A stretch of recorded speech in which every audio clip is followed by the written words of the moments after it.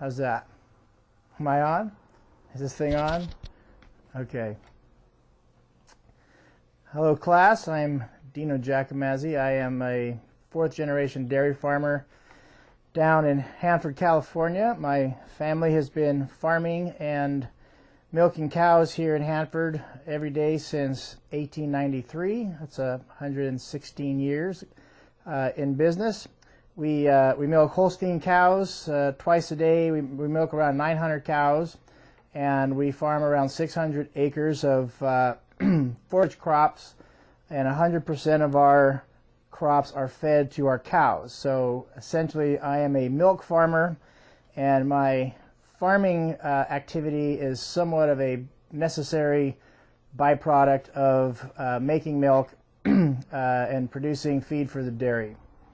So Jeff has asked me today to talk to you a little bit about the complex systems that we employ here on the dairy and in the farm. The crops that I produce are corn for silage, wheat for silage, and alfalfa that we make hay out of. Of course, again, all of that is fed to the cows.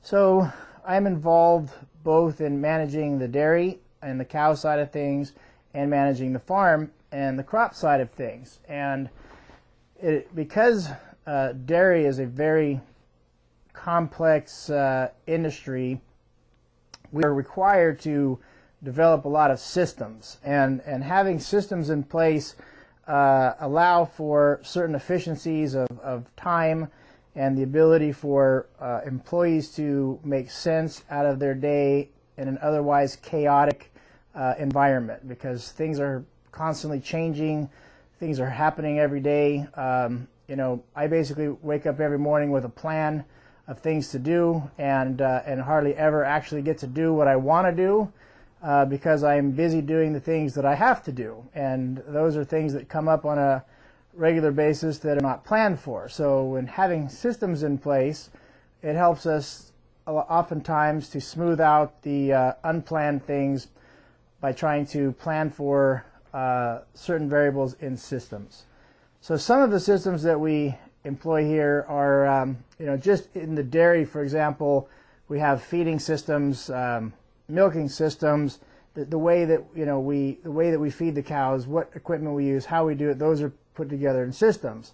But as systems relate to the farm, it essentially comes down to planning each year and each crop and developing a system that we can follow that gives us a guideline as to what we're going to do during the year. And farming is a little less active than dairying, but it's a little more complex because the systems in farming are not something that you can just do by the calendar. And I know a lot of people like to farm by the calendar. My dad loves to farm by the calendar. He's like, by the first week of October you have to do this, and by the end of this month you have to do that. Well, every year is different than the year before, and your crops are not paying attention to the calendar. So you have so we have to have a system in place where we have predetermined what kind of seed we're going to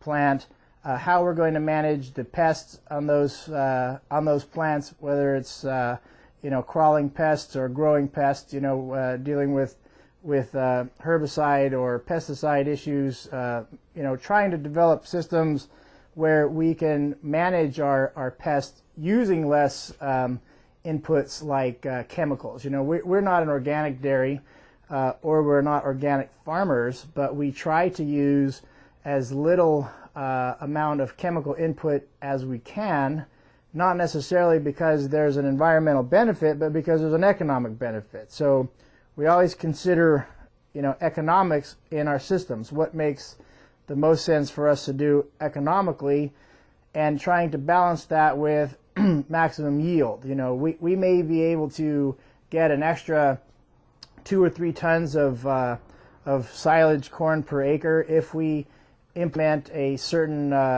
amount of passes or chemicals on the field, but you have to weigh those input costs against the benefit of the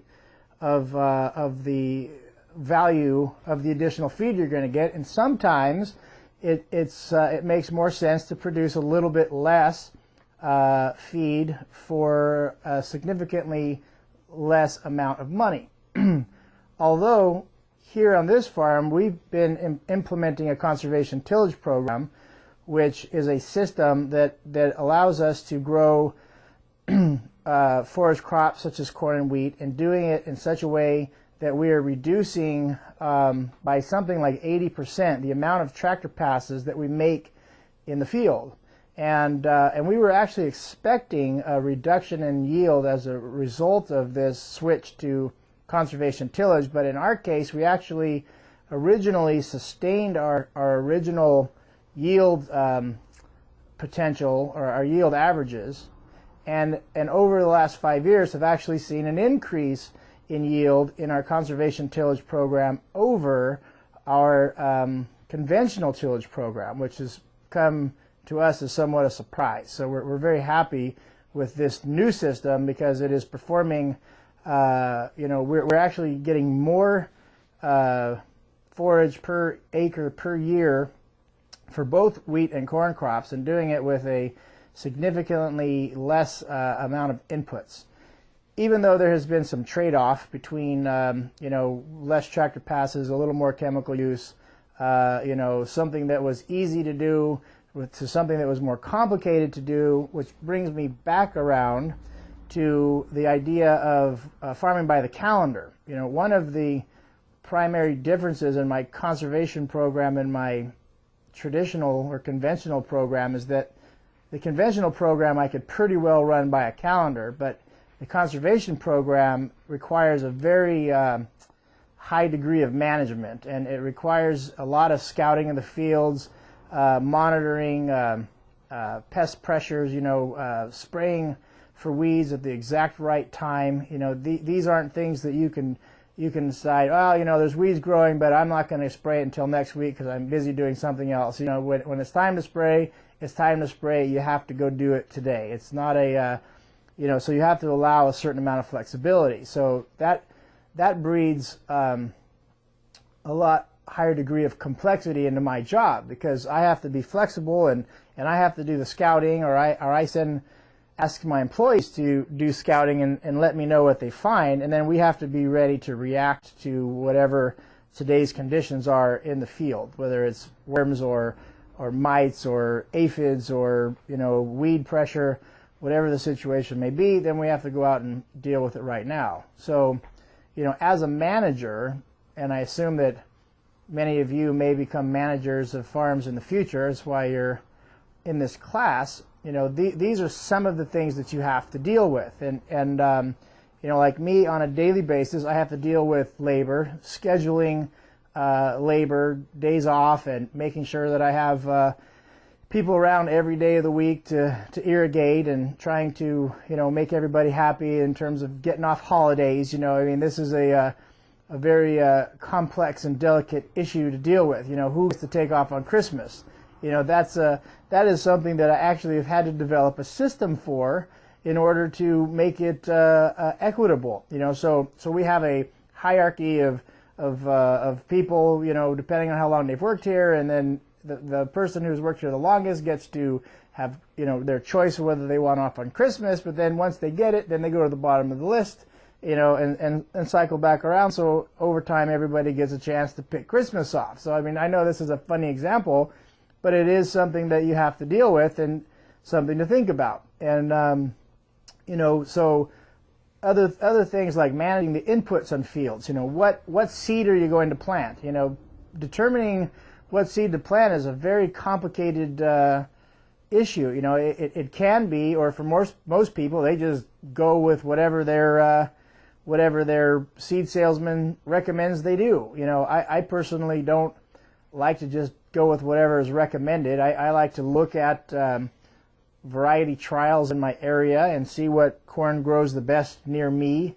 Every year I try to plant something different so I can see how that seed works on my land and determine if that's something that I want to continue using or not, so my variety choices have evolved over the years, whereas I have neighbors that have planted the exact same corn for 10 years. They don't care if there's something new. They like, 31G97 Pioneer, field corn, and that's what they're going to plant until the day they die, or Pioneer quits producing it. And then Pioneer will tell them, well, this is the new 31G97, and then they'll just jump on that and they'll go for it. But I think as managers, you have a responsibility to research and look at the data and go out and seed corn in the field and wheat in the field and other crops in the field and know how these crops respond to your climate and soil condition, and choose the appropriate products. So these are other systems. Are you waving at me for some reason?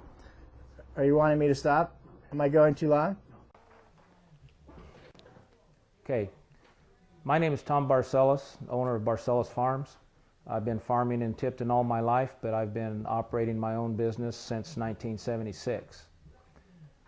In 2001, we converted from conventional farming, which is conventional tillage, so to speak, into a considerable amount of no-till, and eventually developed into some strip-till farming, which converted our entire operation from conventional to conservation tillage. Conservation tillage is widely recognized as a cost saver, a benefit to the environment, but also cuts down considerably on the amount of equipment, labor, fuel, dust, exhaust emissions to varying degrees. And to adopt a conservation tillage system is relatively simple, because you can adopt any element of a system, or you can adopt an entire system.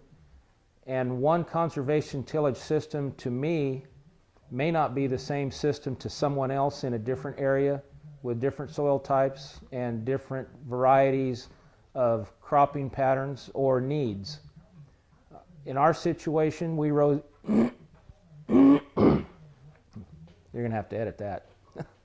In my situation, we raise crops for dairies.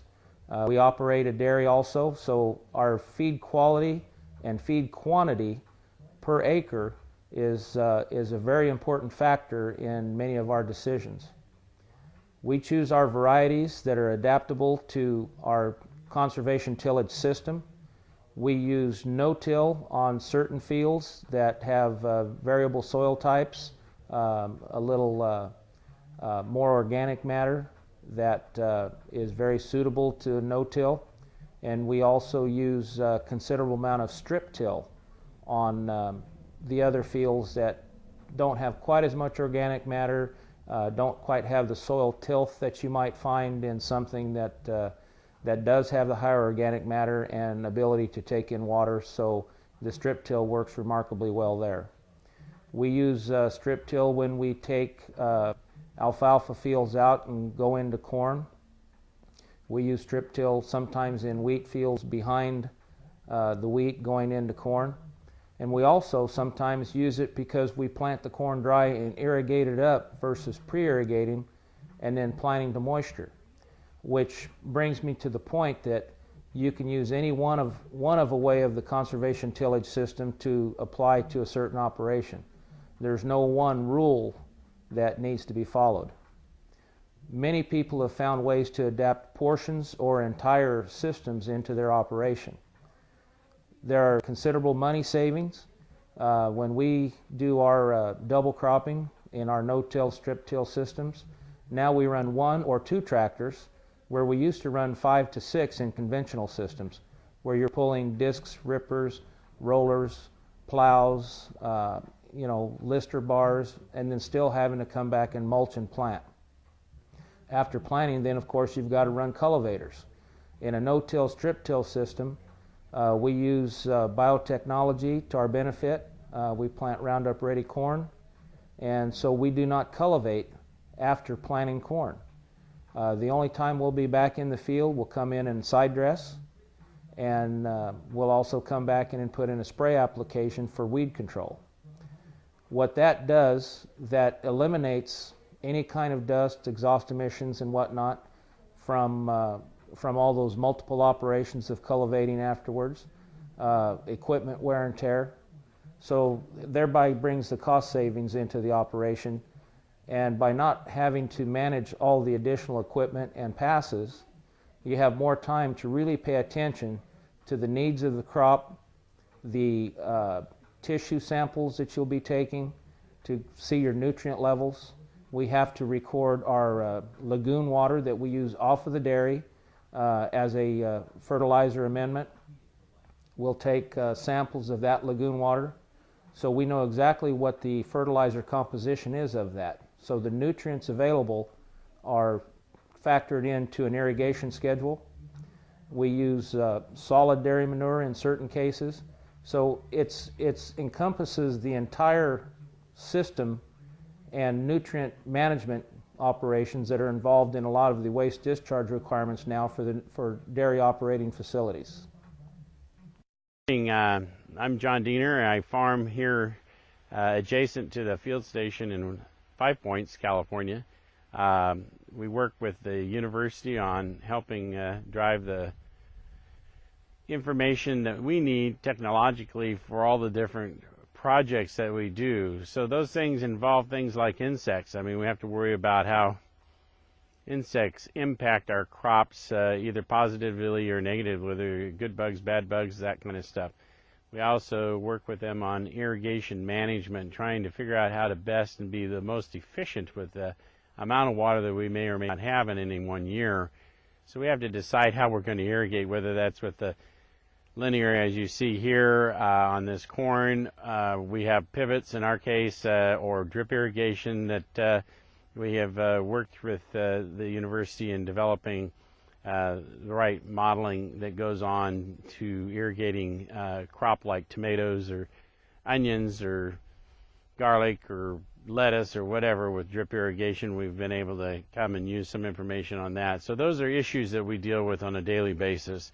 We also have the parameters of wondering, because my background is actually in ag economics, of how to market the products that we have, what crops to grow. So we look at rotation, we look at the soil, worried about whether the soil's health is maintained. We're trying to maximize yields, and we do that by proper rotation, proper fertilization, kind of looking at the ecology that goes in that, but also looking at the markets of what it is we're going to sell. Are the corn selling for high enough prices here to do that, or do we do something like grow wheat, which uses less inputs during the wintertime? We might get some rain or something and take advantage of that inclement weather that we get during that period of time and still get the effect that the grass crops have on the soils. Most of the crops we do grow have taproot type crops, things like tomatoes and cotton, safflower. Even the trees and vines all have taproots and are a different nature crop than the grass, the more fibrous roots like the garlic and the onions and the grass series. All those things are part of what we do, so we look at how much we're going to revenue, we're going to generate, how that fits culturally into our practices with the fact that we have a certain number of employees that have certain talents and have the ability that maybe they don't have the ability to run certain kinds of machinery, but they might run other kinds of machinery, or they have the ability to understand and comprehend what we're trying to achieve with the various irrigation methodologies that we've brought forward, and have the ability to run a computer and be able to work with a pivot and how to manipulate that for our best advantage on that. So we have an employee issue that is always present, and the fact that we have a shortage of water then is also the consequence of carrying those employees, and how many can we afford to have. And so with that in mind, what is the crop pattern that comes from that? So those are all some of the dynamics that we have on a daily basis that we have to decide what it is to run our business, be profitable, and stay in business long term. Good morning. My name is Scott Schmidt. I'm the farm manager for Farming D in 5 Points, California. Jeff has asked me to speak today about all the different dimensions that we deal with in farming. And so just for some broad generalizations, I'd like to talk about just a few of the things that we consider on a daily basis. first of all, we have to consider the crops that we're going to plant, what's the most profitable, and what's going to return the greatest amount of revenue per acre foot of water. We have to understand our soil types and how we're going to irrigate that crop, whether through a center pivot or a drip system. And is the drip system going to be a permanent system or a temporary system to meet our rotational needs? Then we have to understand all about the nutritional aspects of production and all the plant protection aspects of crop production. Then there's the equipment side of things. We need to know what type of equipment we need and what type of tillage tools we need, because those are kind of purchases that you make and then you live with them for a long, long time. Those are very expensive needs, and once you make a decision, then you've got to make your decision, then you have to live with it. Also, then there's the water aspect of crop production. Where is our water? How available is it? Is it coming from surface or wells? And then we have issues with salinity, and then we have to filter that for the drip systems.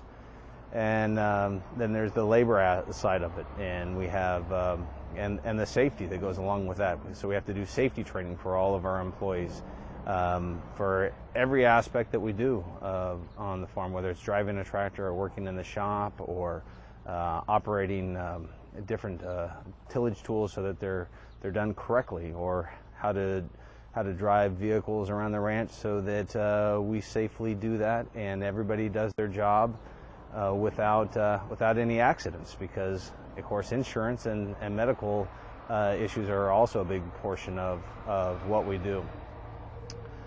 Then we have the end of the crop, where we have the harvesting of it. Are we going to contract with somebody, or are we going to harvest it ourselves? And if we harvest it ourselves, that brings in a whole new issue of which machine do we buy, how do we service it, who's going to operate it?